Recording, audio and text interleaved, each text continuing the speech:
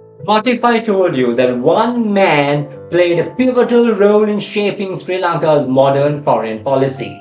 He helped establish and strengthen diplomatic relations with countries across the Middle East, opened the doors for hundreds of thousands of Sri Lankans to seek employment overseas, and at the same time became a powerful symbol of interreligious harmony in Sri Lanka. He was also the first dedicated Minister of Foreign Affairs of Sri Lanka, the longest serving foreign minister in the country's history, and a politician who represented his constituency for nearly 4 decades. Respected by colleagues, admired by successors, and remembered by many as one of Sri Lanka's most effective diplomats, his legacy continues to shape the country even today. In today's video, we explore the remarkable life and legacy of Dr. ACS Hamid.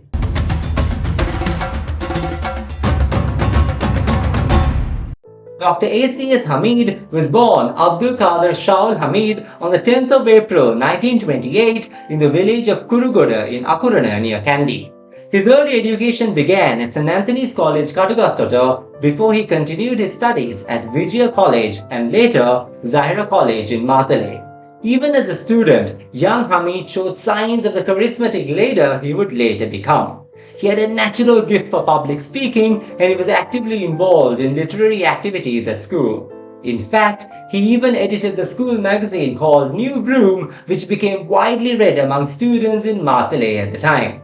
But perhaps the greatest influence on his early life came from the principal of Vijaya College, V.T. Nanayakara, who was also a member of parliament. Watching his principal balance education and politics may have sparked Hamid's own interest in public service.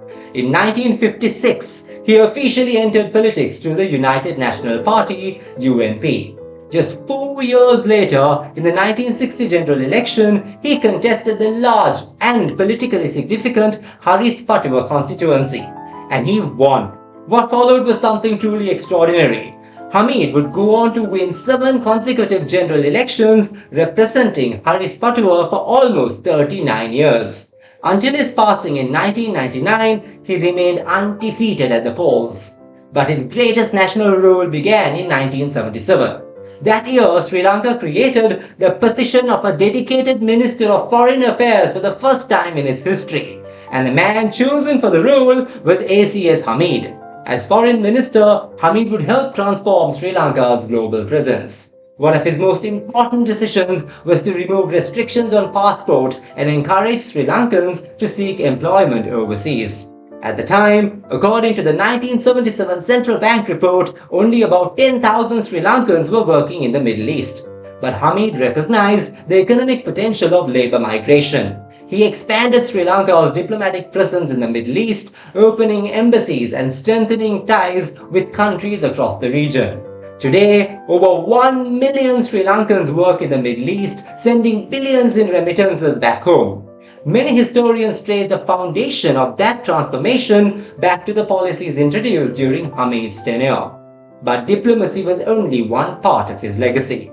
Hamid was also known as a skilled mediator who resolved conflicts that others struggled to handle. He played key roles in settling doctor strikes, addressing student unrest in universities, and even mediating ethnic tensions. Perhaps most dramatically, he helped resolve the crisis surrounding the hijacking of an Alitalia aircraft by Sepala Ekanayaka. During the presidency of Ranasinghe Premadasa, ACS Hamid served as the Sri Lankan government's chief negotiator in the 1989 peace talks with the Liberation Tigers of Tamil Eelam, engaging with the LTTE's political representatives on behalf of the state. Through dialogue with figures representing LTTE leader Velappillai Prabhakaran, Hamid sought to maintain a ceasefire and explore a political settlement to Sri Lanka's ethnic conflict. His calm diplomacy and ability to speak Sinhala, Tamil and English fluently allowed him to connect with people from all communities. Internationally, Hamid's influence was equally significant. From 1977 to 79, he served as chairman of the Ministerial Conference of the Non-Aligned Movement. He also traveled across Asia as the United Nations envoy, gathering support for a global conference on new and renewable sources of energy. For 10 years, he served on the UN Advisory Board on Disarmament Studies, advocating for peaceful international cooperation.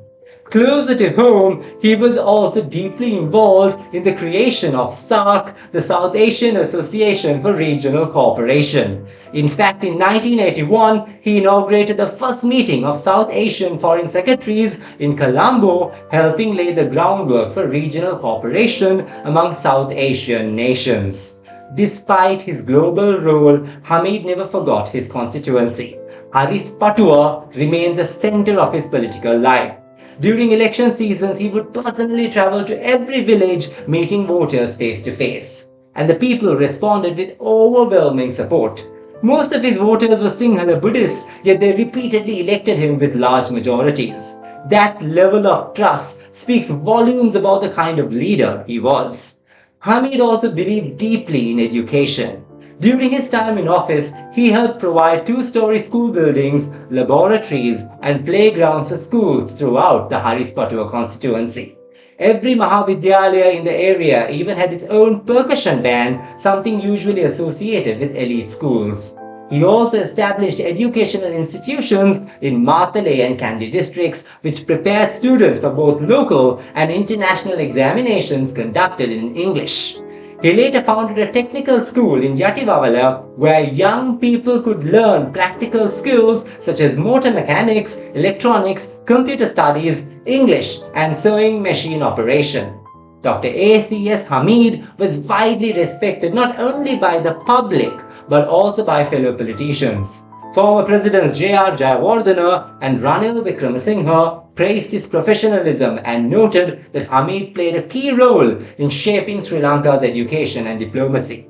Likewise, former Foreign Minister Professor G.L. Peiris described him as one of the country's most capable and distinguished diplomats, highlighting his practical approach to diplomacy and public service. Such praise from prominent leaders reflects the high regard in which ACS Hamid was held across political circles. What made Hamid particularly unique, however, was his respect for all religions. Although a devout Muslim, he contributed generously to Buddhist temples, Hindu koils, and Christian churches. He even built a Sima Malakaya in Veratthana in Honolulu, used for the ordination of young Buddhist monks, believed to be the only one of its kind in the central province. He also established Bauddha Bala Mandalaya in Katakastota and Alavatugoda. Few politicians embodied interreligious harmony as sincerely as he did. Over the years, his contributions earned him international recognition. In 1978, he received an honorary doctorate in political science from Hankook University in Seoul, South Korea. Later in 1990, he was awarded another doctorate by the University of Sri Jayawardhanapura.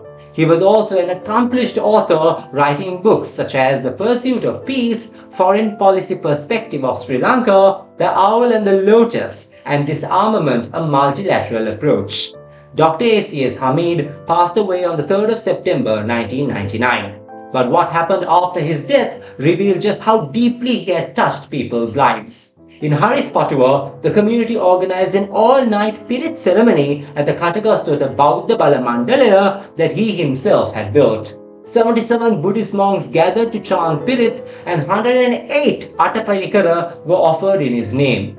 It was an extraordinary moment in Sri Lankan history, a powerful symbol of how one leader had managed to transcend ethnic and religious divisions.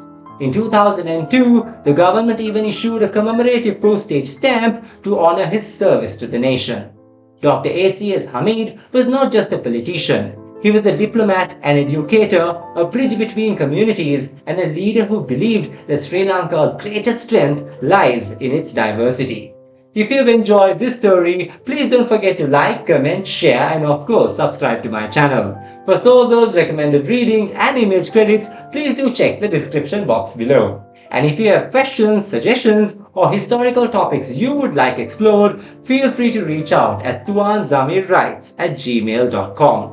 Until next time, this is me, Zamir Karim, signing off, uncovering history one story at a time. Take care and God bless you all.